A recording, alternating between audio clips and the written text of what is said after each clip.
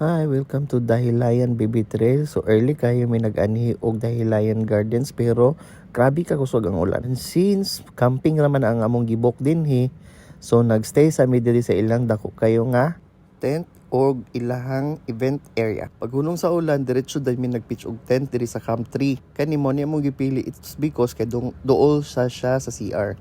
So dinner time, so need good na mo mag-carbo loading. Order mi og rice og chicken and then bulalo nga daghan kay sabaw.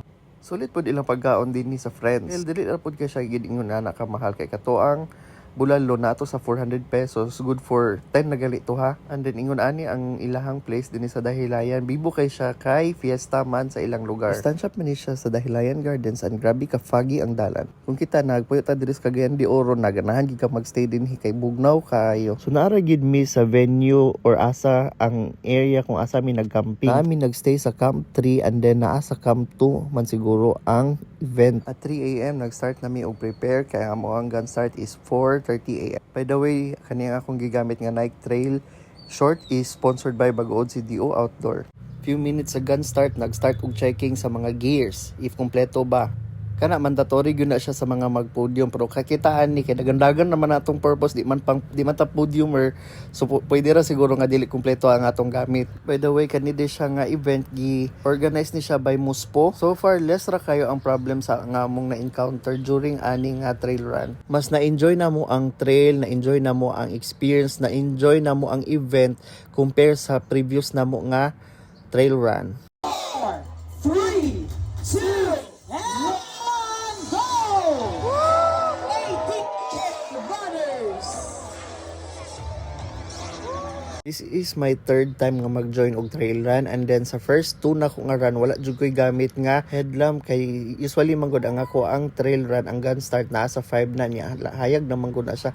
So at least karon naka-experience pug ko mag-turn on sa headlamp. So far na-enjoy ba ya namo ang trail run? Among first 2 kilometers ani kay road run na ni siya. Pa-uphill lang siya pero at least sementado. And one thing pa ba, grabe kay ni katugnaw do. Good thing lang ani ba nga trail kay dili siya init, dili siya open trail unlike sa impasugong nga trail run. By the way, ang total runners ana for 18 kilometer kay nasa 315 or 350 and ang organizer nag-announce sila nga ang available nga metal nga medal was only mga 200 man siguro. So it means the rest maka-receive lang og acrylic and then to follow na dayon ang metal nga medal. So kita ani nga nag-collect og medal, nag-apas og medal, so nagpaspas jud ta naning kamot jud ta nga makasulod ta sa first 200 at least metal nga medal atong makuha. So mao ni ang first aid station, so daghan fruits. Sa amo ang team murag 6 mi ka buok nag 18 kilometers and then tuluan na is 32 kilometers.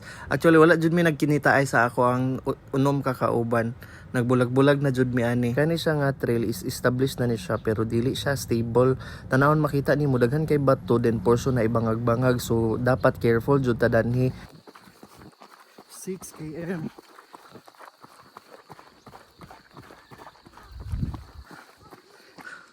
Around 7 kilometers mo turn kag left naday sa amo ang team ba nga imbis mo turn left na siya wala man gud siya kabantay sa signage, dili gid kay sad siya visible ang iyang signage. And kato nga route is 432 kilometers to portion dani ba kay natanggong jud mi mga around 50 ka runners, dili man gud ka pwede magdagan panaog and then hinay-hinay lang jud ka one at a time. Tan-aw ninyo nagpisi-pisi na man siguro na kay ngano grabe ka danlog and isa ra man gud ka agianan sa kanilang pagpanaog. Nahurot siguro na mo mga 15 to 20 minutes kay nagulat-hulat pa man tagsa-tagsa.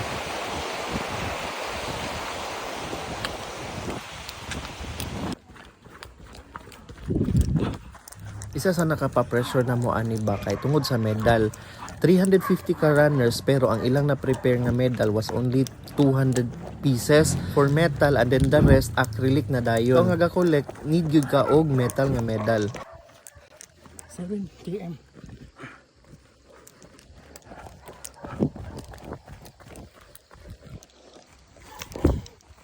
So, almost half na ko sa trail.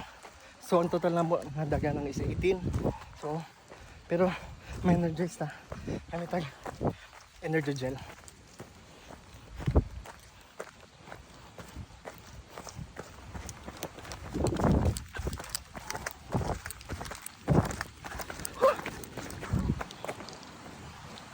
Bastos ka nindot gyud kayo sa dahilayan oy. Bisan siguro payag lang siguro ang imong balay tapos nala internet, nala kuryente ug tubig.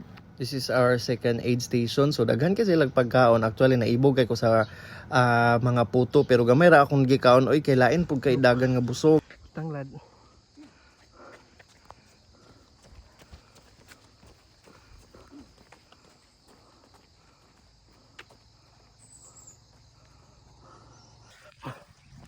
Nine km. 10 km. So nag-start may ganina 4:30. So karon mga 6:10 naman siguro.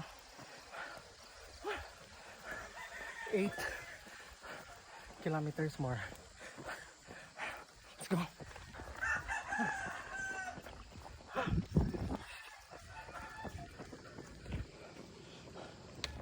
Okay. Pila mo km inyo, sir? 18. 18. Hingi ba? Ay, sis kagwapa. Ba't pa kayo? Ban! Actually nag-start na ang amo ang road run ani sumurag mga 2 kilometers pud ni ang kataas ani. Story time lang ba na lang ko'y gamay nga i-share. 3 months ago, i-diagnose jud ko og fatty liver. So moderate lang to siya. Started running last July until now magsige kog dagan or road, then pag naay mga event po join ko ang mga ingon ani. Nagpa-check ko before ko nag-baby trail. Karon ang finding sa doctor is mild na lang and then gikuhaanan niya ang ako ang medicine. So, kaya. Sakit na akong bagtak. After ani nagtabok na pud mi og suba, ani balik na pud mi dayon open trail na pud dayon pero good thing lang ka early pa manggod kay siya so dili pagid siya init. Then diri nag-start among struggle. So makita ninyo na ami sa forest. Yes, forest na siya pero grabe kalapok ang dalan dana. Grabe lagi na kong amping dito sa suba nga dili mabasa pero mabasa naman gani ko diri sa lapok pag yun. Siguro kanina sa mga 4 to 5 kilometers na lang among kulang ani para moabot namin sa finish line. 14 km. May na lang.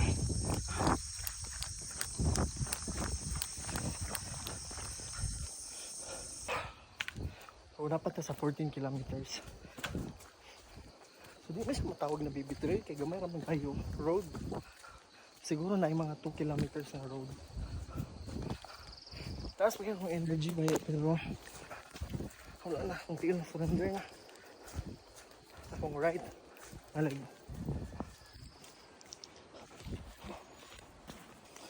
Hoy. Pero kung ba tipid sa una, mountain, mupati dito rin sa kasi. Dagan man sad. Pero pag ko may imagine ang kurinta nga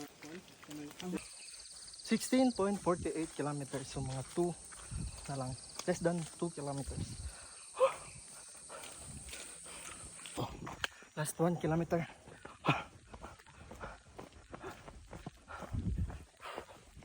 Ayun na lang. Sakit kayo kung kaya.